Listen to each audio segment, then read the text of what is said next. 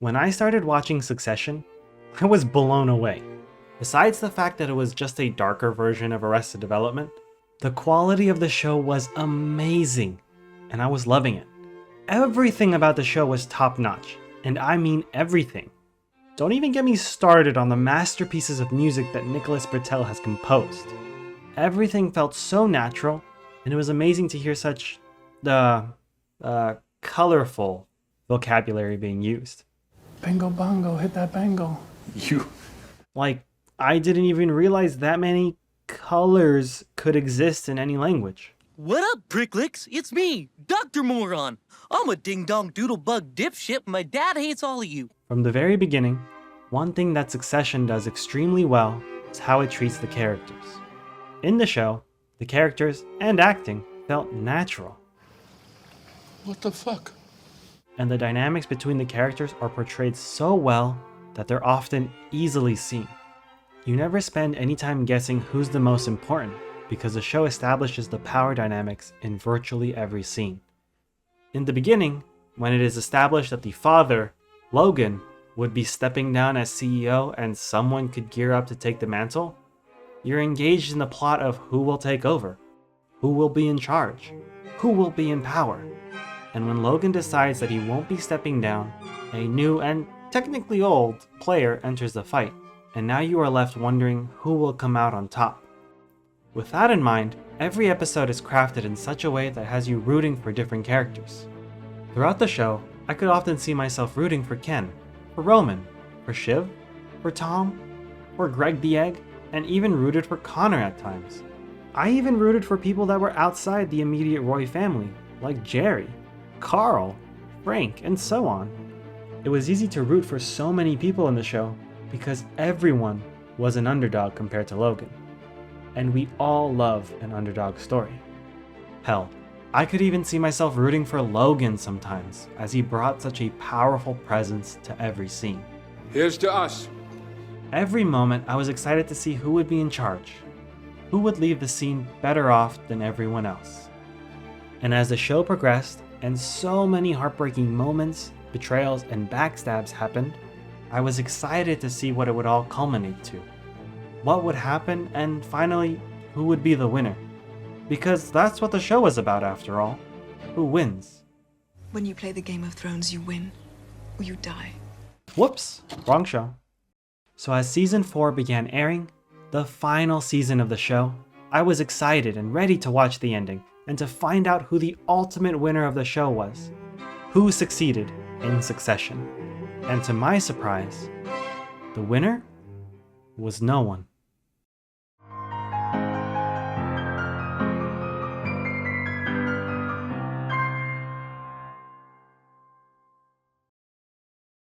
Now, I'm sure you're just as confused as I am.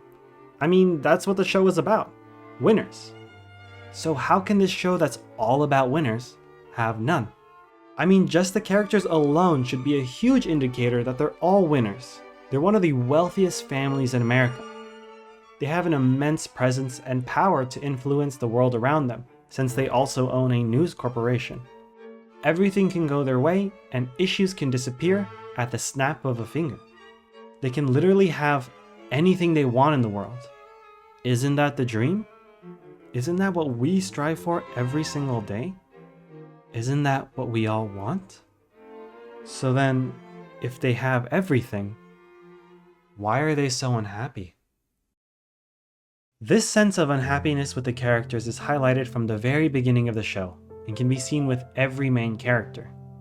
In the very first episode, as Logan gears up for his 80th birthday party, we see him as a grumpy old man annoyed at even the idea of having a birthday party. The idea of being surrounded by people to celebrate your birthday causes Logan unhappiness. Jesus fucking Christ. He tells Marcia to not have anyone by the elevator for the party, and as he's coming up with cousin Greg, everyone yells surprise! Great, excellent, wonderful. Right as he gets out of the elevator, which was exactly what he didn't want to happen. It's as if what he told Marcia didn't even matter. And so, what's the point of him even saying it? What did I say? I said, nobody by the elevator. What do I find? Everybody's by the elevator. It's a surprise. What is the point of his words? And the way Succession frames it is that words mean everything I know you. and nothing. If it is to be said, so it is. Are you all right? To the plot. Nerdwriter has an amazing video about the power and content of language in Succession that I recommend because understanding the importance of language in Succession is key to understanding the story. Because for me, I've always found that the majority of Succession's plot is buried between the dialogue. Succession is not a type of show where there's crazy moments of action or fighting, but more about the importance of words that people say. It's okay. Dad, no. It played well, okay? The word is it played well. Or more importantly, what they don't say. Did I even make contact? I don't think so. Yeah, so I'm not quite sure what we're talking about. So why are there moments where words just don't matter? Or why are there moments where words are just ignored, like Logan not wanting people by the elevator? Later in the first episode, we see Kendall has left an important negotiation in order to wish his father a happy birthday at his 80th birthday party, something that can be seen as a noble thing to do for a son who cares for his father. But Logan doesn't appreciate it in the way that we expect. In fact, he despises that Kendall made that decision and calls him soft and weak. At this point, Logan and Ken don't see eye to eye on how to run the company, and Logan asks Ken, Do you want to hit me? and subsequently, Are you gonna fucking cry? within the first episode, Succession showcases just exactly how different these characters are between each other. That difference between the characters contributes to why they are unhappy, and that difference is their disconnection. Because for them, the words that they use are just tools. Those words are just, nothing. Complicated airflow, so... They're used as a means to an end, not to build genuine connection with one another, because there's often a disconnection with what people say, what people feel, and what they ultimately end up doing. Kind of against my principles? Your principles? Craig, don't be an asshole. You don't have principles. But just like their words, the characters often feel disconnected themselves, which causes them unhappiness. Roman's disconnection from his family is due to his immaturity and insecurity, which causes him to act out and make inappropriate jokes. You don't really think that, do you? No, I'm fucking with you. The way you fucked me as a baby. Abused when he was younger, he often uses humor as a defense mechanism to deflect from his own insecurities and trauma from his abuse. But this causes his family members, especially his father, to see him as a liability rather than a trustworthy ally. Even with romantic partners, he can't seem to develop a lasting connection with the women he is with, and often finds himself in problematic scenarios. Kendall's disconnection from his family, as well as his ex-wife and kids, stems from his insecurity to fill his dad's shoes. This insecurity caused him to become isolated and distant from his loved ones after he copes with it by abusing substances. Throughout the show, we can see Ken struggling to keep up a strong front as he feels disillusioned with life, and we see Ken reach some of the lowest points of his life. Shiv's disconnection from her family is driven by her desire to prove herself. As the only woman surrounded by her brothers, she feels she has to prove to everyone that she is more capable than they are in advancing in a male-dominated space, both career-wise and family-wise. This insecurity drives her to be more ambitious and vicious, which causes her to be unable to form true emotional connections with others, including her husband Tom. Tom becomes disconnected from her emotionally and mentally, as he often struggles to fit in with her during conversations and social situations. He lacks the connection that he thought he would feel in his marriage to Shiv, and that causes them great unhappiness. I wonder if the sad I'd be without you would be less than the sad I get from being with you. Additionally, since he is originally from Minnesota, he's often seen as an outsider as he struggles to fit in with the Roy family. He is repeatedly subjected to Logan's demeaning behavior and often forced to carry out his orders, leading to feelings of resentment and disillusionment. He then attempts to connect with another outsider of the family, Greg, who is disconnected from the rest of the family due to his lack of social status and power. He often struggles to fit in, both with the Roys and the corporate world, and it causes him to become increasingly anxious and insecure. You're Greg Egg. Excuse me? You're Greg the Egg. And finally, the narcissistic patriarch, Logan. His emotional disconnection from his family is evident in his ruthless business practices, which often involve manipulating and exploiting his loved ones for his own success. He often belittles his children in public, making them feel insignificant and powerless, while he is seen as the all-knowing and all-powerful leader. He weaponizes a facade of emotional connection with his children, which he gives and takes to manipulate his children whenever he sees it as beneficial to him. I mean, you really want me at 18? More, Romulus. More. I need you. Logan's narcissism left all the children deeply damaged, and added to the fact that the kids cannot form emotional connections with their family or other people. These examples showcase just how disconnected the Roy family are from one another, but also how the Roy family are disconnected from society as a whole. Their immense power and lack of accountability is impossible for a common person to connect with. As the very influential, privileged, and ultra-rich family that they are oblivious to the real-world struggles that surround them. Hell, they don't even know how much a gallon of milk could be. How much is a gallon of milk? I don't know. I mean, who the fuck knows, Dad? Literally, no one knows. Who gives a shit? They are disconnected and isolated from the world, and Logan is unhappy that they've been born into the world without having to struggle. I was born lucky. I'm a lucky person. I realize that. And you're so fucking jealous, aren't you? From their limited view, they convince themselves that they know what is best. They decide on choices such as what to showcase on their news network, or who should be the next president, and all these choices are made to benefit themselves. In their minds, they believe what would benefit them would be more important than what would benefit everyone else, because they don't care about the rest of the world. It's just their world that they care about, and that highlights their disconnection from the rest of the world. And these disconnections stem from one source. Oh, crap! I forgot about Connor. Crap! Connor, the eldest son, is disconnected from the rest of his family due to him having a separate mother compared to his siblings. Oh, my mommy got sent to the booby hatch and now I'm sad. Fuck off. And his choice is to live on a farm and focus on a holistic style of living, despite him never needing to work a day in his life. Interested in politics at a very young age, this causes the rest of his family to view him as an outsider, and a bit of a joke, and they often forget about him. Like I did. Sorry, Connor. And finally, these disconnections between the Roy family, these disconnections which cause them to be isolated and unhappy, stem from multiple sources. But one idea reigns supreme in my view, and that is their disconnection between the ideas of sympathy and empathy. Sympathy and empathy are similar terms that are often confused. Sympathy can be defined as the ability to feel pity or sorrow for someone who is experiencing pain or suffering. Empathy, on the other hand, is the ability to understand and share the feelings of the other person.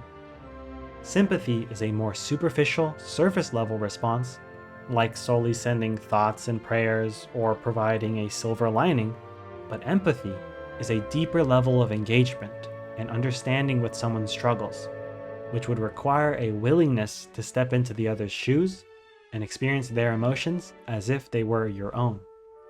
And finally, empathy is about being vulnerable with others to connect with them, and ultimately be compassionate with one another. Because the truth is, rarely can a response make something better. Sending thoughts and prayers, telling people, oof, that's rough, or even saying, I'm sorry, rarely fixes anything. What makes something better is connection. And that's what the Roy family is lacking in Succession. Connection. And the biggest reason that they lack connection is their inability to embody empathy and showcase any form of compassion. Throughout the show, there are a ton of times where characters seem relatively unbothered by deep and troubling moments for other characters, even those who are members of their own family or significant others. In episode 2 of the first season, as Logan is in the hospital, everyone is jumping to ask Kendall what's going to happen next. Everyone starts by addressing him by something along the lines of, Kendall, I'm so sorry. Thank you, Gerri. Can you give me 5? and then they immediately move on to business. They're providing their sympathies, which they feel as pity for one another, but then they quickly lose interest in caring and move on to the next point of business.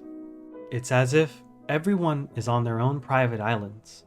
Sure, they're incredibly wealthy to afford their islands, but they are isolated from one another. They are on their own, and they're okay with that, or so it seems. There's never a moment where they allow Ken to focus on his father. There's never a moment where they empathize with him and the rest of the family in a way that is genuine. They never have a moment to connect because honestly, they aren't interested in connection because they don't think it's important. Everything they do is not focused on connection. It's all transactional and focused on results because that's what winners get. They get results. So for Ken, they offer their sympathies and they just move on. Now, don't get me wrong. The characters in Succession have been able to showcase a feeling of empathy at times. For example, after Ken admits to the death of the waiter, his siblings comfort him in the limited way that they know. Who hasn't clipped the odd kid with a Porsche, am I right? I mean, it's like a rite of passage. I've killed a kid too. Big deal. Shiv, you've killed a kid, right? Yeah. But the problem is, for every moment that they support each other, there's a dozen moments where they're against each other. Hey, fuckface. Hey! Oh, shit! Oh, fuck, are you okay? Happy birthday! Everybody just take it easy, okay? It's as if that connection that they were experiencing with each other isn't as deep as we initially thought. They have a sibling relationship that focuses on making fun of one another and annoying the crap out of each other. Is there a thing where we, like, talk to each other about stuff? Talk about the big shit. Yeah, we can talk about the big shit. We can talk about our feelings. But they still aren't connected in a way that is meaningful for them. And without those meaningful connections, without the empathy that lingers instead of disconnection, at the end of the day, the only thing that they have is unhappiness. Well, no, not really. They still practically have every materialistic thing that they want. But is all that wealth, all those materialistic things, worth it? I recently went on a trip to Tokyo, Japan, and it was one of the most respectful countries that I have ever been to. It's efficient, and it's clean, but despite all of that, I had a panic attack. The amount of people in Tokyo is insane, and it often feels overwhelming. Despite being surrounded by thousands of people, I still felt isolated. We were also surrounded by hundreds of very well-dressed people walking around, especially since we stayed in Ginza, one of the most luxurious city districts in the world. And the consumerism was amped up to levels that I had never seen before. Everyone is shopping. Stores were overflowing with people and things to buy. On top of that, they've added a layer on top of regular consumerism, where now there are more styles for items such as keychains or utensils, but the function of those objects hasn't changed. You still want to buy a Hello Kitty themed plate, even though you have plenty of dishes at home. So throughout our trip, there were two things that we did in Tokyo: eat and shop. Shop and eat. Eat more, and then shop again. Shopping, followed by a meal, then back to the shops.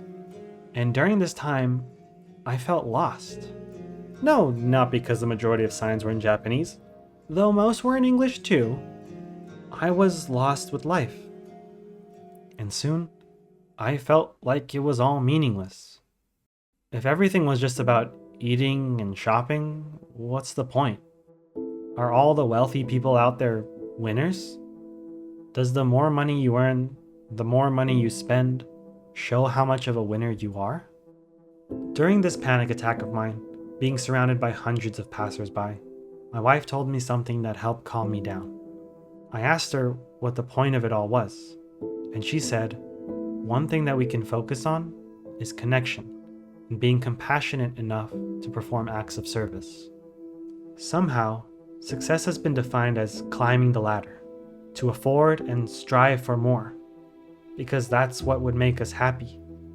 That's what would make us winners in capitalism. But despite it all, despite not being a winner in capitalism, there is happiness to find when we spend time connecting with one another and to empathize and be vulnerable with one another. So why can't the characters in Succession connect? Why can't they empathize with one another? Don't they want to be happy? And the answer to that is easy. Of course they want to be happy. But happiness feels like it means something different for them. They want to be winners. And winners, in their eyes, don't empathize with one another. They want to be killers. And killers don't take time to put themselves in someone else's shoes or be compassionate. And this is the power dynamic that Logan has established in his family. Everyone is afraid of looking weak, looking vulnerable, because that's not what is valued in the Roy family. The dynamic in the family has always been this. Logan is the patriarch, and empathy, vulnerability, and love for each other is seen as weak. Despite them saying, "I love you," there is disconnection between what they say and what they mean, because again, words can be used as tools to get what you want. I don't do apologies. But if it means so much to you, then sorry. There's nothing you could say to me now that I would ever believe. You don't need to fully mean what you say. This is the family that Logan has created. This is the cold, uninviting environment that he has fostered. He wants to make them killers. You're not a killer. You have to be a killer. He wants to make them winners, but not more of a winner than he is. So, as I watch Connor's wedding, as Logan gets on a plane not to visit his eldest son's wedding, but to negotiate another business deal that the kids pushed for, he dies.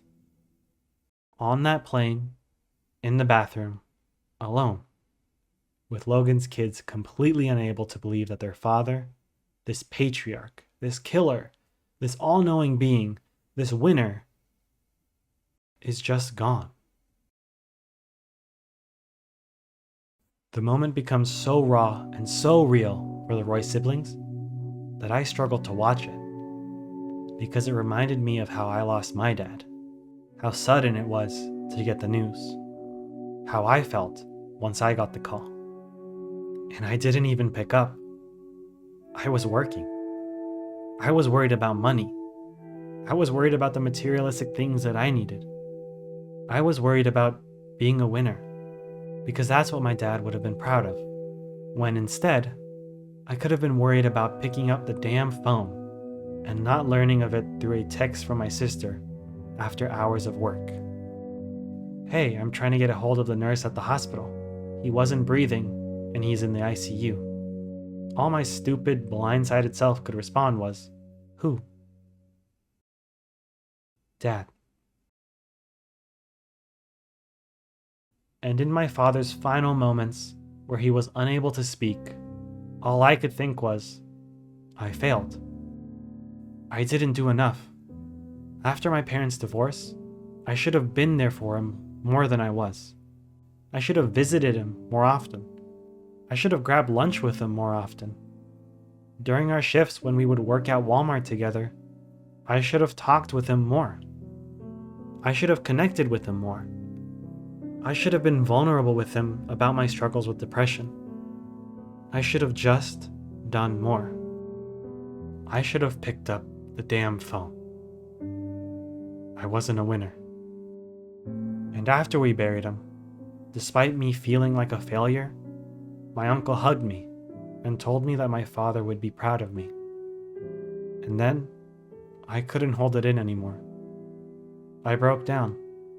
All I could think of at that moment was, what would he have been proud of? Watching Logan's final moments in Succession, I couldn't help but linger on his final call with his children, unable to see him and struggling to speak to him for the last time. But just like many times before, their expressions of affection are falling on deaf ears. I know, I do love you. And it's okay.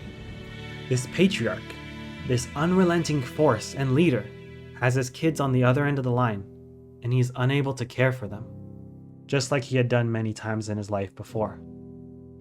And I can't help but think about my father, who loved me, who loved seeing me succeed and get good grades in school, who would watch my favorite shows when I wasn't around so he could be caught up with them, who could empathize with my problems and tell me stories about his own childhood, who would buy me my favorite games just to see me smile, and who would enjoy losing every game in Wii Sports against me just to spend time to connect with me. And I can't help but compare myself to the children in succession, because I am very lucky to know that my father loved me. And after he passed, I never wondered if he loved me, despite feeling like I failed him. And seeing the Roy family's heartbreak, not only for losing their father, but for losing the opportunity to have a parent that could connect and empathize with them, breaks my heart. Seeing Connor justify that he doesn't need love, and his initial reaction to hearing his father passing was, You never even liked me.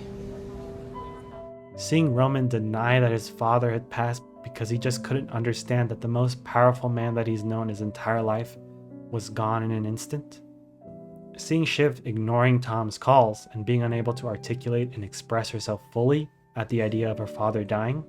Seeing Ken obsess over the idea that his name was underlined instead of crossed out, and believing that he disappointed his father, despite Frank assuring him that he loved him. I feel like he didn't like me. Oh, I disappointed him. no. He was an old bastard, and he loved you.